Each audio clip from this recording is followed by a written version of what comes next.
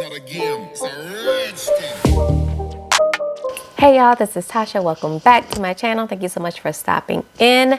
If you are new here, hello. Hit the subscribe button below. Like the video. Comment in the comment section below. If you are not new here, you already know all this, so we are good to go to jump into the episode this week. Okay, so we are back for another review of Ready to Love Season 8, Episode 9. This is where they go off to this little getaway child that they fit to have. So let's get into it because a lot kind of went down on this episode, okay? So the episode opens with Aries, Kat, and Lee driving to the getaway. So we already see this is officially click number 1. And then we got Janelle, Jessica, and Sierra in the other car. So it's click number 2. And then we have all 4 of the guys in one car together. Chris, Morier, Philip, and Quentin. So the guys arrive first, and then the ladies in clique number 1 arrive. Everybody's looking at the room, trying to decide which one they want to sleep in.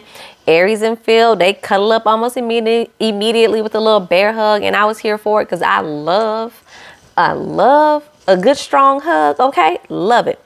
Chris says he plans to lock in on his main connection. At this point, he doesn't know if that is Lee, Aries, or Kat, because we know Jessica is not out of there.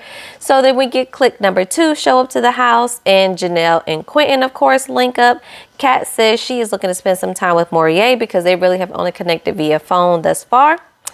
Once they're all there, Tommy then shows up to welcome them to the getaway. Tommy says, it really don't hurt that, we here in this house and the bedroom is only a few steps away. And Sierra said, pump your brakes, sir.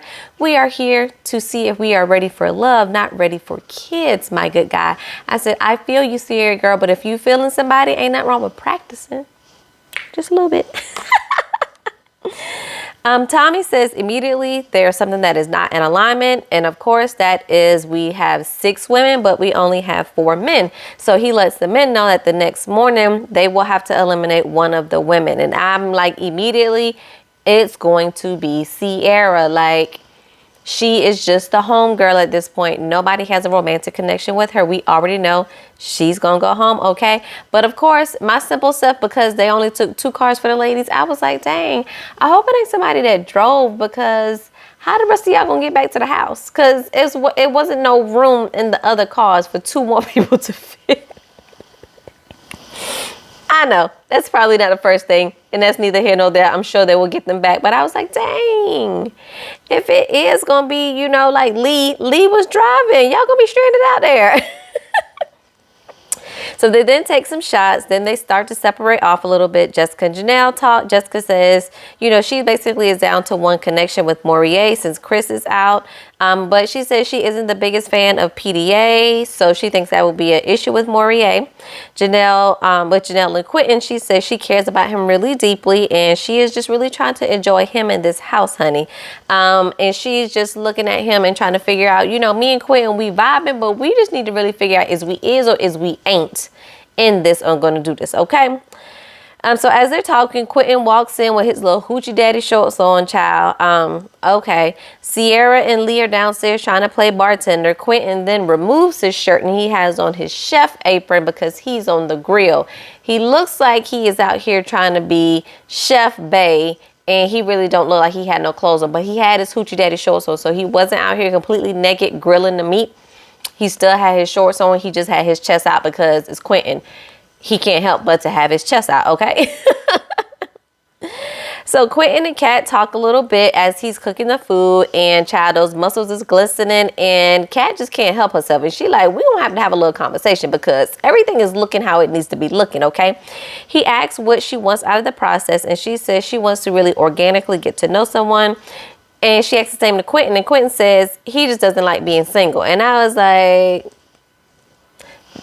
the only thing you trying to get out of this process is just to not end up single. Like, do you care who the person is that you're with, or you just don't want to be by yourself no more? Questions that need answers, Quentin. And then as they're talking, Janelle comes out and cuts in, and she's like, oh, we out here. I leave you for a minute and you out here with no shirt on. So she immediately cuts in and says, I don't mind sharing, but saying that Quentin is hers. Kat asks if Quentin is taken for it, and Quentin is like, yeah, like he's low-key agreeing. I'm like, ain't none of y'all spoken for, so pipe down, okay? But Kat says it's giving weird vibes. It's given that he's in the sucking place. Quentin, blink twice if you need help, honey, okay? Do you need help getting up out of there? Like, y'all acting like y'all already are a full-on couple. And if that is the case, explain that, and y'all both can leave the process and let everybody else mix and mingle with each other, okay? Like, I am starting to feel at this point that Janelle likes the look of Quentin, like as far as tall, he can pick her up, he got muscles, he's dark, he's handsome. She likes the look of him. But as far as it being like a deep connection with the two of them, I just don't really be seeing it. I don't be seeing it, and she likes how he looks, and she just want to win against Kat and the other women. I could be wrong, but that's the vibe that I get from Janelle. So we see that Phil is next to the pool rubbing Aries' feet. Child, he is always rubbing Aries' feet. And then Quentin and Janelle step aside. He has his shirt back on so we can actually have a civilized conversation now and not just be all looking at his pecs. He tells her about how his dad gave him swimming lessons when he was 4, but the instructor kind of just threw him in the pool and it terrified him. And basically he has not tried to go back into the pool to learn how to swim ever again. She asks him how he is feeling. He says he is feeling good and this trip will really solidify some things and he isn't really worried about it. He says he sees them after this process and he's excited to really spend time with her. She says she appreciates him sharing that, and she says she doesn't feel any different, but yet she hasn't processed it all because it's happening so fast. And I was really confused of her saying that, like, you mean you don't feel any different as you feel the way that he feels, or you don't feel any different as your feelings have just been stagnant this whole time? Because yes, things are moving fast, Janelle, but girl, that's the premise of the show. It is what it is, honey. If you wanted to not move this fast, you should not have come here. You should have gone ahead and went home with Herbert, okay? All right? So Lee and Chris, they're inside getting to know each other. She says that Chris has been calling her just about every day and they're really seeing if something could happen. So they start talking about how they are both overpackers, you know, just really small talk. Lee talks about her dream date from a partner would be a partner saying, let's go on a trip and we'll just buy everything when we get there. Chris said he likes that. Child, sign me up too. If that is available, sign me up. I don't necessarily got to buy everything once we're there, but if you like, we wake up in the morning and you like, hey, let's book a flight for 5 o'clock this afternoon, I'm gonna be here for it, okay? You only live once, all right? Again, I really don't see romance between the two of them either, but a beautiful chocolate couple, yes, absolutely yes. So everyone sits down, and then Morier is about to go sit next to Jessica, and Sierra tells him to come sit next to her. They are talking about the decision that the men will have to make. Sierra says she hasn't felt like her connection has really been on her like that, and they've really kind of been falling to the wayside. Nudge, nudge, wink, wink, Morier. She's talking about you. So Morier then pulls her aside from the group, and they talk because she lets him know she's used to a certain caliber of a man. She's used to just being kind of chased for the most part, and right now she's being treated regular, and she is more than regular, honey. Morier says she has to really pursue back, and they start talking about, you know, well, if I call you, how long do I have to wait before you call me back? I'm real busy, blah, blah, blah.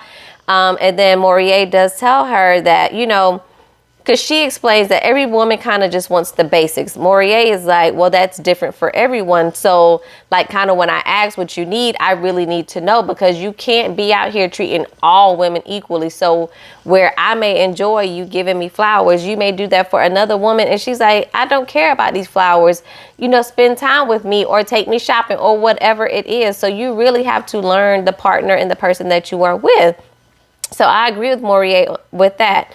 She tells him that if he doesn't want to essentially deal with her, and that is completely fine if he doesn't, because he got other connections here. And I was like, Sierra, again, are you really interested in him too? Or do you just want somebody out here to be pursuing you, girl? Like, the connections is not looking like they connecting, in my opinion, okay? So they finish up the food. Morier is sitting at the table while everyone else seems to be in the kitchen pitching in. Jessica thinks now, because they have an elimination coming up, that it's appropriate now to fix Morier's plate. And she says, I will be taking it and cleaning it up too as well. Well, okay, Jessica, I guess you're just trying to now be in competition with Sierra and beat her, because for some reason, I just don't think you would have done this for Chris. And I think this is considered something to be very feminine and very soft for you to basically, fix your plate for your man and bring it to him. Okay, Jessica. Sierra says, she got beef still because she isn't being pursued as she's talking to Janelle. She says she didn't even unpack her things. So I was like, so you are already prepared to be sent home, because your man is not here. You deserve a great man. He just ain't here, Sierra girl. So after they eat, they start to play games, which is this card game, asking each other questions. Kat asks if they've slept with someone of the same sex. Sierra says yes immediately. She says that it was amazing. But my mama want to prove of that, and I want to get married, and you can't make no babies that way either, okay? Quinn asks if a woman's body count is important. Most of the men say they don't want to know. I agree. Like, we know we all got to pass. Don't nobody need to be counting bodies, all right? Sierra asks if they have met the love of their life, and Morier says he doesn't think he has ever experienced love before and he is ready now. Sierra says that this now all makes sense, because how can you really express and show love when you haven't really experienced it? I'm not 100% sure if I'm buying this from Morier, because, you did have your ex Jessica on last week, so did you never love her? You have a child, so did you never love the mother of your child? And it was just like, the baby, I understand the baby can just happen. Like, this was supposed to be a one-time hit it and quit it, and then you get pregnant. So you don't necessarily have to be in love if y'all were not in a full-out relationship. But we know of 2 exes that we assume with your child's mother. So you were never in love with those people? Like, you never felt love?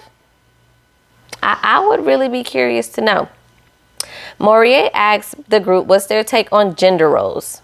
Now, this is where Chris was about to F around and find out, okay? Because he says he isn't into all of the equality that society has going on, and says that men are in positions of leadership because women are emotional. And I said, say what now? Excuse me? Have we watched some of the things that have happened in the world as of the past few years that are ran by men that seem to be very emotional and rash decisions that are being made about women's bodies, about our country? Chris, you really wanted to tussle with making this comment right here, okay? Jessica comments, and Chris, of course, Jessica has something to say. And Chris says, Jessica always wants to argue. She can have her household how she want to have her household. And if she doesn't change that, she will be 60 years old with a house full of cats. Now, I'll be the first to admit I am not a huge Jessica fan at all. But Chris, you can go to hell respectfully with this comment that you just made. Because simply because she isn't for you does not mean she won't be for any man out there who can appreciate what she brings to the table and doesn't always need somebody that's so soft and feminine. I do believe most men want that out of their partner that they are with. And I also believe that for the right man, Jessica will soften up and be that. You just aren't the man that she wants to do that for, honey. We saw that with her fixing Morier's plate. Now, I still don't believe she likes Morier like that, but we saw her be soft and be very feminine in that moment. She just doesn't see it for you that way. And it's fine. That doesn't mean she will die lonely or with 50 cats in her house because she's still the same old person that she is today. Like, boy, stop. But then he says he doesn't feel like a woman should be paying the bills. And Sierra's like, now that I can agree on, but that other comment was crazy. And it indeed was crazy. Chris, like, what? I was already on the fence with you, my guy, but that right there, nah, I ain't rocking with it. Janelle says, she pipes up and says that God sent a woman to be a helpmate, and you should want to find a mate that can carry the same weight that you can. Again, she out here acting like she on the side of the men and caping for the men. Most of the women are like, nah, I ain't signing up for all that, including Kat, who is like, Nah, I ain't really looking to carry the load. Like, I have been the alpha female. I have played my part, and I ain't looking to do that no more. And I am here with Kat. We all want to enjoy the soft life. We know we can carry the load, but we tired of carrying the load, ma'am. We don't want to do it no more. All right. So Janelle takes that as women, it being a point of women kind of doing things like that and being their boss and wanting to assert their, I guess, masculine energy as them being masculine. And Kat is like, that ain't what I'm saying. Janelle is like, wait. And these two start going back and forth. And Janelle really does start giving major attitude at this point. And Kat is like, you can cut the attitude. And basically Janelle is like, I said what I said and I ain't changing it, in her Nene Leakes voice. And the whole time I'm like, Janelle, all of this ain't even called for. Okay, like, first of all, why you even out here trying to cape for the men? Like, after the comment that Chris made, all the women should have been on the same side of wanting to cuss him the hell out, okay? That's just my opinion. But Kat says she is over the snapping and snipping that Janelle has basically been doing almost this entire season, and I agree. Janelle tells her that Kat tells her that she's a rude ass bitch. Janelle says, yes, but I'm the bitch that is still here. And Kat says, good for you. And Kat is like, this turned real VH1 real quick, like, and she walks away. And I ain't mad at Kat at all in this situation, because Janelle just has a nasty attitude. Like, sometimes the attitude is warranted, yes, but most of the time when she's cutting up, it ain't worth it, honey. So Janelle says that whenever these raggedy bitches start, she just has to come, because she doesn't come after any of these people. All these people in these instances be coming after her. Janelle, stop. You just be on ready, and you stay on ready for one of these women to say something so that you can pop off at the mouth. Like, don't nobody really be calling for you or sending for you to be acting the way that you acting, girl. You be going from 0 to 100 for no real reason. So Kat walks off. Sierra and Morier and Lee follow her to check on her. And Kat is just like, it's a way to get your point across respectfully, but her delivery just completely sucks. And as they're talking, Janelle is still sitting there talking to Quentin, and they're about to walk off, and Quentin says he's really disappointed in Janelle because he really expects his partner to be mature. And I was like, I hope you see how she's acting in this moment. And she is over 40 years old, and she really has no reason to be acting like this, because then as she walks away, she calls all these beautiful women here ugly. Janelle,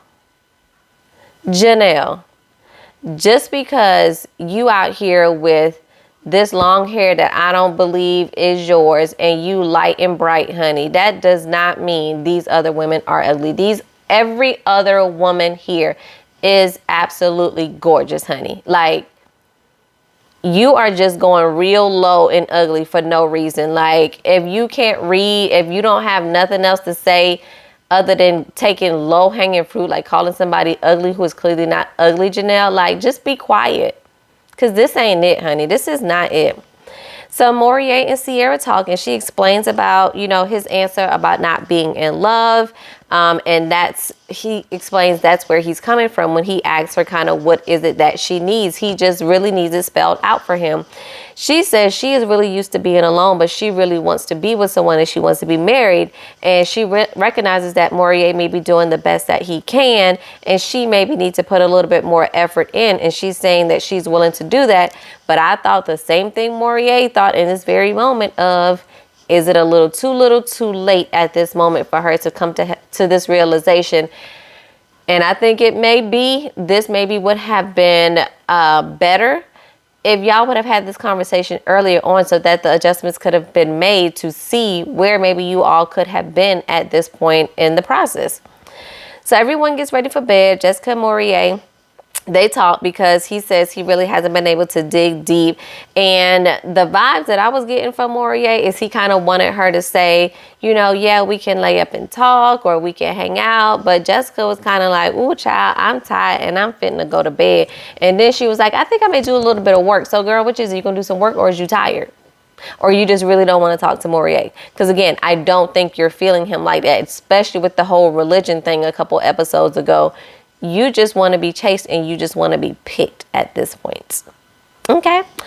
Anyway, Morier said he's definitely leaning towards Jessica, but it's her race to lose. And again, Morier, your match ain't here either. So Phil and Aries, they are hanging out in her room. He is rubbing her feet yet again. I told you this man loves to rub her feet and she loves to give it, so I am not mad at it. He says he really don't have a foot fetish, but he really enjoys seeing her comfortable and relaxed. And I can relate to that because my boo be the same way. He just really enjoys seeing me relaxed and happy. And I am never mad at a man that wants to just keep his woman relaxed and happy, okay? She asks Phil, how's it been hanging out? How's their connection and their bond been? He says, everything's been going really good. The only thing that basically will make this trip a little bit better is if everybody else was not here. Okay? Because trying to be me and you, girl. All right? So it's the next morning. They're up kicking breakfast. Morier is trying to show y'all he really do be out here exercising and he is jumping rope outside, okay? Then we see Kat and Chris. They sneak away to eat breakfast alone. She asks how he's been feeling. He says he's been feeling good. Everything's been going great. And she says they really need to, have some fun. Chris talks about this game, the Hunger Games that his family plays. He's like, but you got to have a kid to play it. But you don't got to birth the kid. You can rent a kid. Chris... Rent a spoons. This is not rent a spoons. This is not rent a kid. We not doing that, Chris, okay? But he talks about his culture and how when his mom passed, basically they all came together and I guess funded her body going back to Africa and his mom being buried next to his dad. And he says he thinks in America, everything is just so individualized as far as life insurance. Although I'm like, I hear what you're saying, but life insurance is important. Like, no, sir. But, they just talking about that. And he says him and Kat are connecting, but he still has a thing for Lee as well. So next we see everybody in their workout clothes. Lee's body is sick. Sick. Girl. Lee, you was fine. I ain't even gonna hold you. You fine. But she's about to lead the group through an exercise class, which is a hip hop step class. I immediately thought about the episode of Martin when he taught the step class all crazy. And I was like, girl, focus, redirect your attention back to the show. Okay. But for the most part, she teaches the class. Everybody hangs in there. Of course, Janelle complains. She doesn't want to be there. And Lee is like, I don't think Janelle and Quentin is compatible in the gym, but people match up with people that ain't for them every day. I was like, Lee, girl, you shady, but I'm not mad at it. I will allow it, okay? Because it's against Janelle. And I don't really care for Janelle, okay? So now Quentin says he sees Lee as being a little bit more attractive because now he sees Lee in her element. And he says he's been wanting to see her in one of her step classes. So the class is over. Everybody makes it through except for Janelle and Sierra. Sierra, of course, looks like she means no harm. She's just like, y'all, I don't work out and I'm exhausted, so I'm just going to sit this one out. But Janelle, honey, you can see in her face, she is boiling and she is upset because she knows this is Quentin's element that he loves as well. And if he can match with Lee on this is an element that she can't provide. She can do just about everything else, but this ain't her thing. And she knows that this is the one area that Lee has one up on her. And Janelle do not like that, honey. She don't like that, okay? So it's now the end of the episode. Tommy is back because one of the ladies gotta go. He talks with the guys and asks, how they're doing, how the connections are. Quentin says he has been really intentional about that. The fellas have been really intentional about all of their connections. When we started talking about who is feeling who, Chris says he's really connecting lately with Lee, but he still doesn't want to rule out Kat. Quentin says that he's gravitated towards Janelle and it's really grown even more since they've been here. And I'm looking like, grown where? I need the producers to stop cutting out the key information we need to know, because where has the connection grown, honey? Where? I can't find it. Where in the world is Carmen Sandiego? Because I can't find it. Okay. Morier says he has a connection with Sierra now after a little heart-to-heart conversation, but isn't sure if the connection is strong enough. We all know Phil is with Aries. It really don't need for us to go there. So when they talk about who they're not feeling, Phil says Jessica and Kat, he isn't feeling. Chris says Jessica, no surprise there. Morier says Lee and Aries, but that's basically because they just kicking it because they obviously have their top connection, so no harm, no foul. And Quentin says Sierra because she's a little bit too animated. And then Chris also piggybacks on Sierra and says she's a ball of fun, but there's no intention there when it comes to kind of the focus being on him. So everybody gets together, the ladies and the fellas meeting with Tommy, and Tommy lets them know they've talked and they're here to let them know one of them is not ready for love. So Morier steps up and he's going to be the spokesperson for the men. Jessica and Sierra are called to step forward. Sierra is hoping that the convo with Morier has hit home. I'm like, girl, I don't think it did, but let's keep hope alive for now. He tells Jessica that the men felt that she is a great friend. She's a great business partner. Of course, she is beautiful, but that she can be combative. And I was like, wow, fellas, we gonna use the word combative? I thought that was a big heavy. That was a bit putting 20 on 10 for her to be combative unless something has happened with the guys that we have not seen. Like, I just thought that was a whole lot. But the guy said that Sierra is a good time, but her play for energy can be a bit too much, and they don't know if she is just the homie.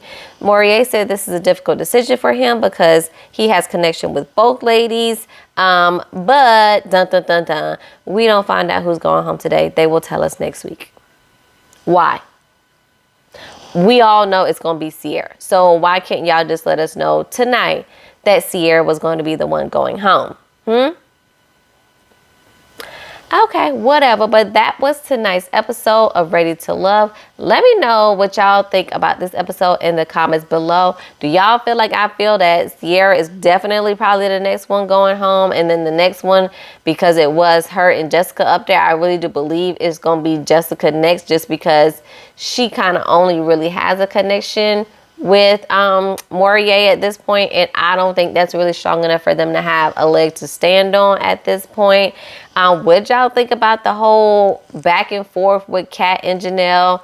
I'm just not here for Janelle. Like, I don't see her being able to turn around my thoughts and views on her, because it's just that I'm pretty and I know I'm pretty, but then you are so nasty to other women, and I don't like that. I just don't like that at all, honey. So she turns me off, but that is just my opinion. Let me know what y'all think in the comments below, and y'all know I will definitely be commenting and chatting it back with y'all, and we will be here back again next week for another episode. It looks like even more drama, and it looks like with Chris, and I am shocked and appalled and surprised, and I can't wait to see why he is getting all swole in the chest next week. Okay, till then, I will check in with y'all next week.